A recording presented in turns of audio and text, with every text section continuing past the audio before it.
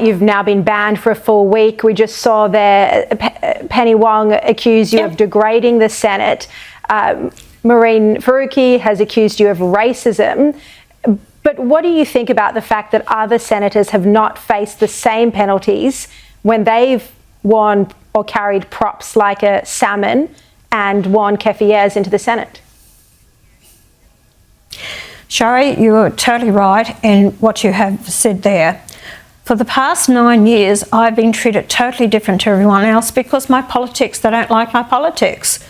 The Australian people keep voting me back in.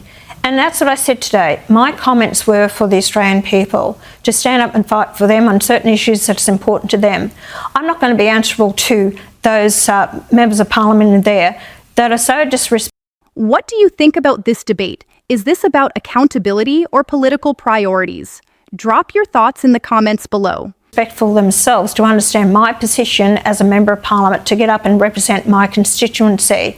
They've disregarded that and the people of Australia. So I will keep doing my job. I will keep fighting against them. I'm not going to go away. They can, censure me. I don't care. You know who I care about? The people out there. And if they don't want me, fine, don't vote for me in the next election.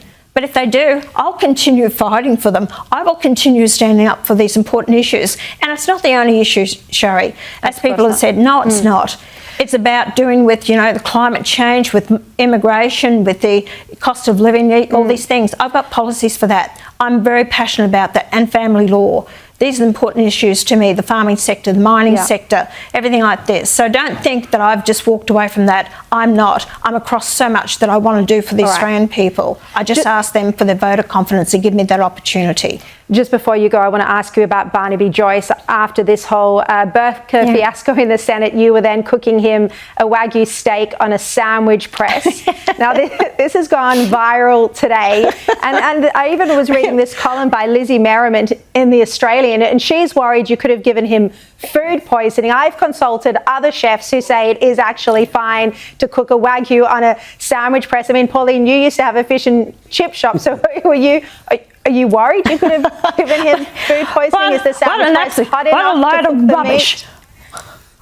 Of course it is. What a load of rubbish that is. So honestly, these people go on about absolutely nothing. When I've got a kitchen that's 1.5 metres by 1 metre, you actually have to improvise. And the fact is, they said it was a 5-star meal. So I had everything there for them. The steak was beautifully cooked, and I'd want to say it's great 2GR. So if you want to go out and buy it, I fully support it. Barnaby loved the meal. No one's been sick today. Everything's good. My God, I've run a business for 10 years dealing with food, so I don't listen to these. Did he help you with the people dishes? having a go at me, Did he wouldn't help have you a clue. Clear up the dishes, Pauline? No, I chased them out. I thought, no, I'll get this done, but no, it's good. Actually, my daughter's there and gave me a hand with the dishes. Oh, good. So Seriously, though, it's all good. Don't worry, I've had other ones. I've had Josh Frydenberg in my office for dinner. He was amazed how I cooked it. He said, how did you cook it? He said, I'm going to tell my wife this. So yes, I've had for the people. Seriously though, we've really got to go, but did Barnaby tell you last night whether he would be joining One Nation this week? You know what, Shari, you're not getting an exclusive on this one, and you're going to have to wait. It has to come from Barnaby, what he's doing. I think I wooed him and dined him beautifully last night. So anyway, we're going to see what happens in the next, hopefully we'll see what happens by the end of the week. So you're expecting him to say yes. You're expecting him. Let's keep our fingers crossed. I'm keeping my fingers crossed. I hope the steak and the dinner and the mulberry pie did it. The sandwich press, and he said it was a 5-star meal. He said it was a 5-star meal, so maybe you did wine and dine him well, and it looked very friendly. His hand was on yours, very chummy. All right. Yeah. Okay. He's a good mate. All right. I love him. Soon to be in your party, it sounds like. Pauline Hanson, thank you so much for your time. It does sound like from that Barnaby is expected to defect to One Nation from the Nationals this week. This wasn't just an interview. This was a full-blown political performance. Pauline Hanson comes out defending herself after being banned, playing the victim card, saying she's been treated differently for 9 years. But the real story starts when Barnaby Joyce enters the picture. Because suddenly, this isn't about Senate rules anymore.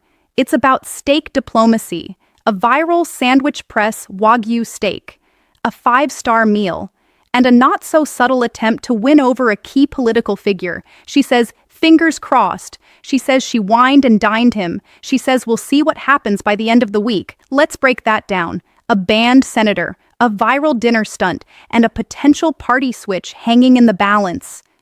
And the question is simple. Is this politics or persuasion? Because while she talks about fighting for the people, what we actually see is backroom-style influence, dressed up as a friendly dinner.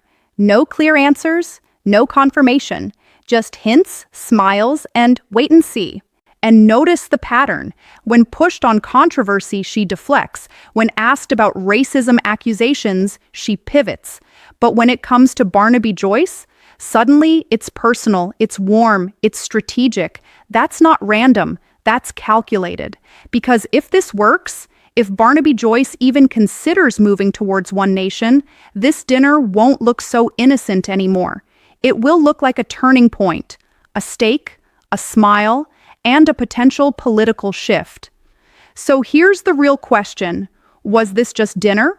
Or was this a deal in the making? Drop your thoughts below.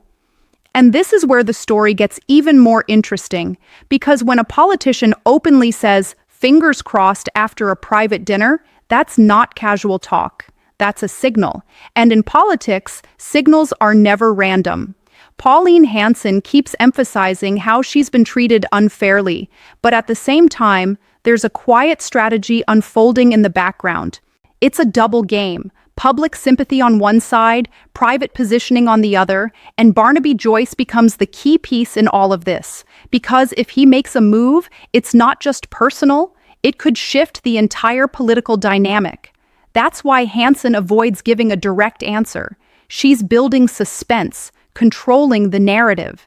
And let's be real, a viral dinner, media attention, friendly moments caught on camera, none of that is accidental. It's all part of a calculated buildup, so now all eyes are on one question. Was this really just a dinner, or the beginning of a quiet political deal that's about to surface?